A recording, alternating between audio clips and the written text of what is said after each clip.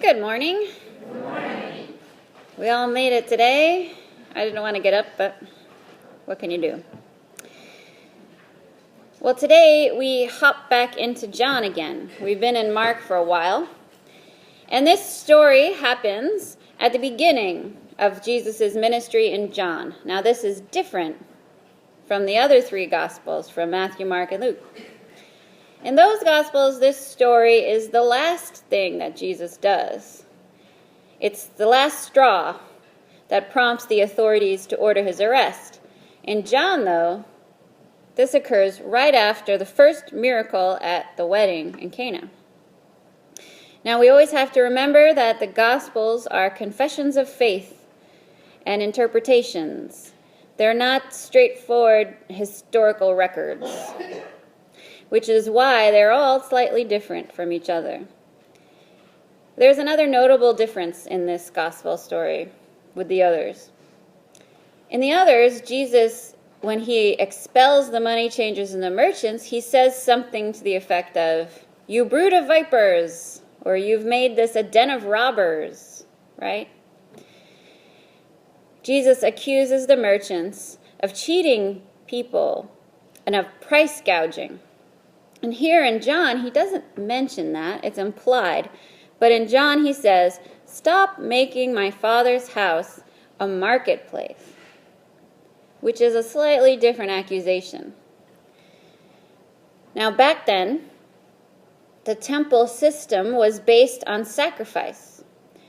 God dwelled in the temple and nowhere else.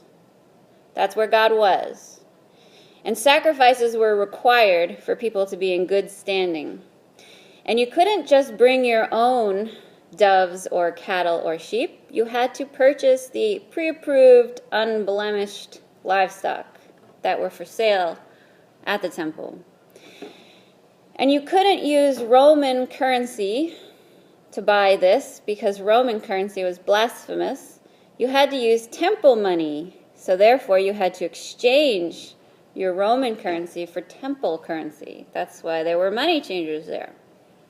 And this is how it was. This is how the temple stayed afloat. So Jesus shows up, and he isn't necessarily accusing the merchants of cheating people like in the other Gospels. Instead, this is a much bigger thing. Jesus is challenging the whole temple system. He's calling into question the necessity of having a temple at all, questioning God's location, which is where the challenge comes in.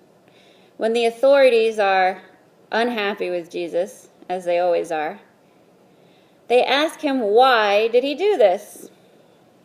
And he says, "Destroy this temple, and in 3 days I will raise it up."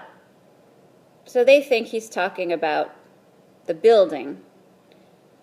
Of course, he's not. He's talking about himself, his body, because God dwells in Jesus. And this is a new idea.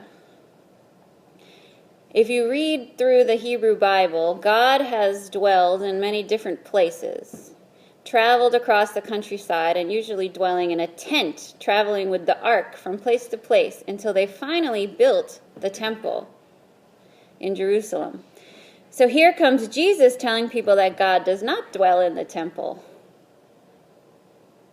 And this is a big theme in the whole Gospel of John. Where does God abide? Because later in John 4, the Samaritan woman asks Jesus if God lives on the mountain, like her people think, or if God lives in the temple, like his people think. And Jesus says, neither on this mountain nor in Jerusalem, because Jesus himself is the presence of God. And in Jesus, God is right here in front of our faces. And this was a very radical thing for people back then. We're kind of used to it now, right? But this event is at the beginning of John's gospel to announce a new era in which God's grace is freely given and is no longer meted out by the sacrificial culture of the time. Instead, God's grace is readily available to all who follow Jesus. Jesus invites us here to receive this grace upon grace through faith in him. So Jesus tells us that God is everywhere, not just in one place, not sequestered away from the people. Because while God dwelled in the temple, only very few people could actually go into the specific room where God dwelled. So God can be found anywhere that we look. So that means we never have to go to church again. Well, no. That's one way to look at it, but that's kind of a misunderstanding as well.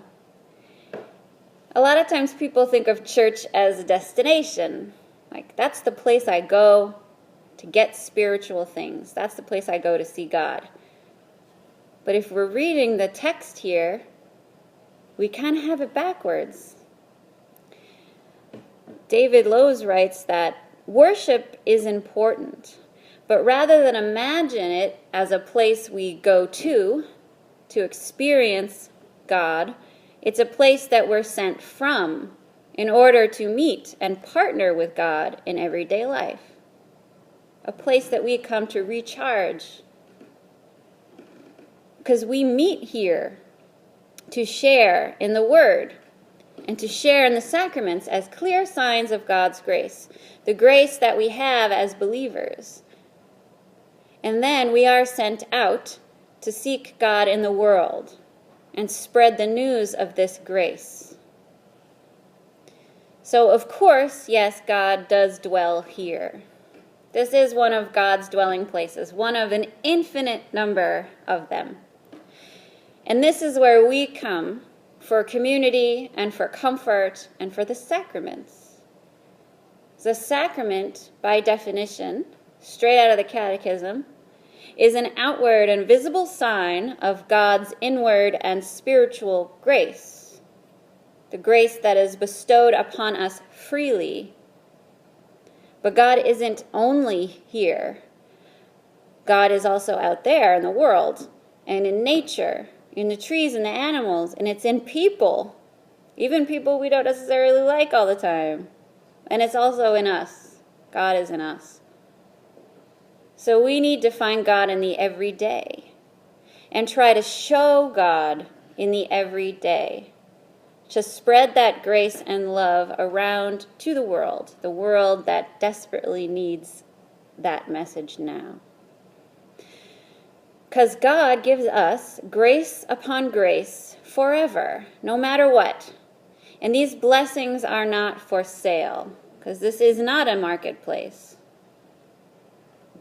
So let us go and share these blessings with everyone and show that God truly abides in all of us all the time. In the name of the Father, the Son, and the Holy Spirit.